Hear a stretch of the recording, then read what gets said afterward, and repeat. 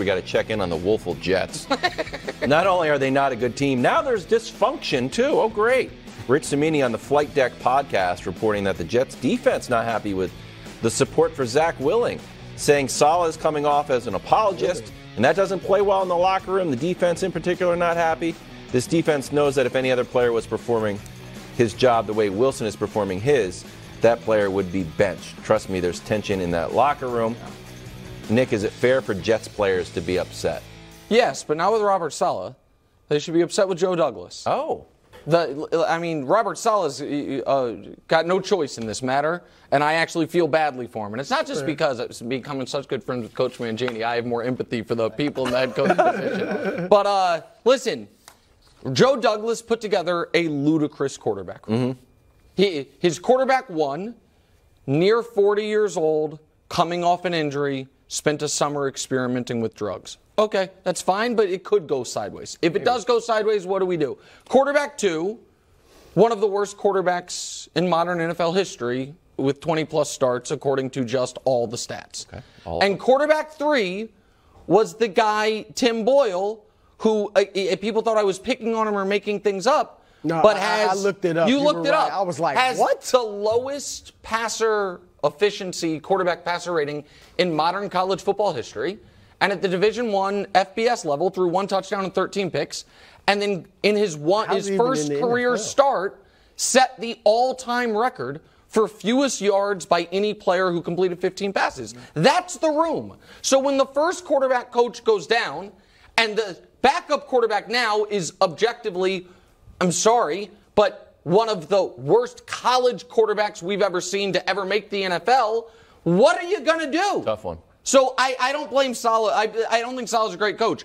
I do not blame him for this. And Joe Douglas, by the way, is the one who hired Saleh and picked Zach Wilson. True. So, what's Saleh supposed to do? Well, it depends on the dynamic in the building and how much input Saleh has and whether or not it's a collaborative effort. So if Saleh signed off on Zach Wilson and Saleh signed off on Tim Boyle, then that's partly his responsibility. If it was thrust upon him where they said, you've got to take these two guys and this is part of the package, then that's a different story. In terms of being an apologist for Zach Wilson, he was the best quarterback in the building.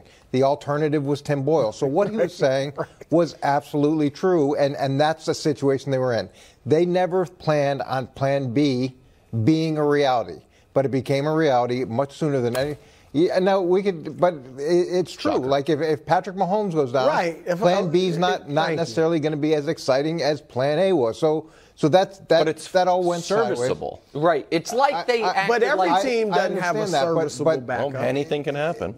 The dynamic is whether or not they truly believe that Zach Wilson had made progress, and they all signed off on that, as opposed to, we need to justify this draft pick, so we're keeping this guy because we think the other guy's not going to get hurt, which is a totally different conversation. Now, in terms of the rest of the players, this is what, game 3? Yeah. So let's talk about Here we go. This is what I want. Well, I'm saying, let's hear it, Coach. So we're 22nd in the league in rushing. Thank you. So you've got 3 really good running backs, and you're 22nd in the league in rushing. And defensively, you're the 85 Bears, but yet you're 12th in points allowed. Love it. You're 20th in yards allowed. You're 22nd in sacks allowed, or sacks forced. And you've only got 4 turnovers in 3 games. So I get it. Things aren't great. I get it. But why don't we take a little bit of accountability? Why don't we take a step back and say, hey, this isn't great. This isn't great. But we're a world-class defense. Legendary. So we're going to go and figure things out. But no, it's all about we're frustrated because this guy can't throw. I get it. Why don't you do something about the things that you can do something about? Well, hold on. I hear you, Coach. You got to look in the mirror, okay?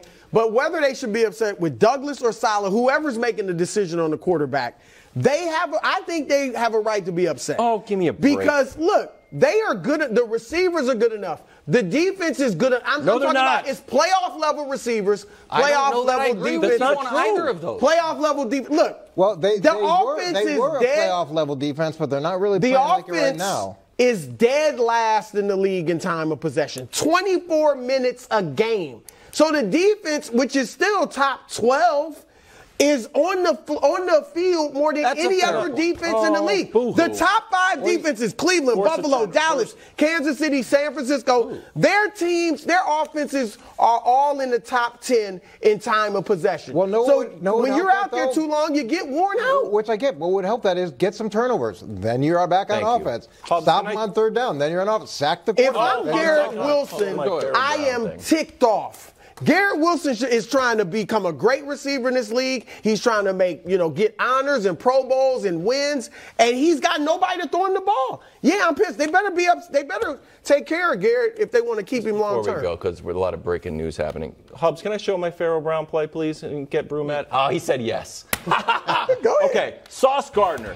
There's a lot of news about Sauce Gardner, right? Because Mac Jones hit him. Sauce Gardner let this happen. This changed the game, Brew. But all we heard about was Mac Jones, push Sauce Gardner down a little bit. And now we've got everybody complaining. How many points did the Patriots score that game? 15. Okay, you should be able to win scoring 15. Well, guess what? You can't. 15 points. I told you the story that you could have won the game. Keep the Patriots to, 15? 14. 8 points. 14 points you would have won. Yeah, 14. That's hard to do. Actually, 14 wouldn't. No, I'm saying that was a They only scored 10. That was a broken play. That was a broken play on Sauce Gardner. And no one talked about it. And hold on. What is definitely even if Aaron Rodgers were there, the offensive line is still in shambles. The defense right now is not close to what they proclaimed they were. So I agree. I think, Brew, your point on the time of possession is so dramatic that it hurts their overall numbers. I agree with you on that. Let's take numbers out of it. Cleveland, San Francisco, Dallas, Kansas City, Buffalo, New England, Philadelphia, New Orleans. That is and I think you would probably include Buffalo. That's 8 teams who, without any shadow of a doubt, defenses have been playing better.